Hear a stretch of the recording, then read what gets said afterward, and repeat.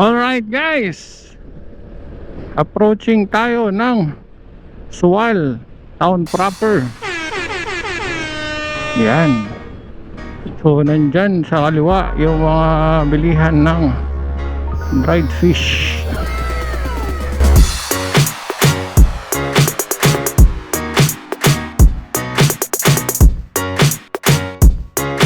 Ayan yung kanilang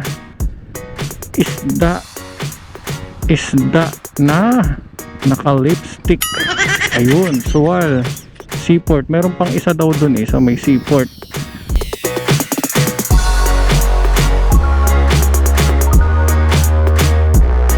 So tinan nyo ang kanilang munisipyo.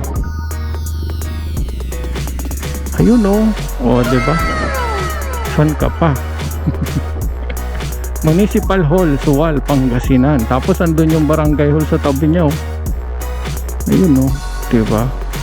May daan ba dito? Ayan. So andun si Jose Rizal. Ito yung kanilang plaza in Sual Fire Station. Ayun yung isang oops. Andito yung Sual Sports and Civic Center. Andito yung kapatid ba niya to? Yan.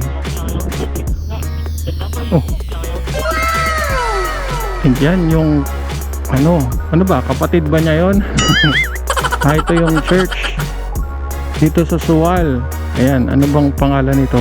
St. Peter's. Tama? St. Peter the Mary Parish Church. Ayan. So Sual Municipal Hall. Ganda, puting-puti. Shoutout sa tourism office staff ng Sual. Si Sir Coco nandun. Ayan, may 7-Eleven pa rin.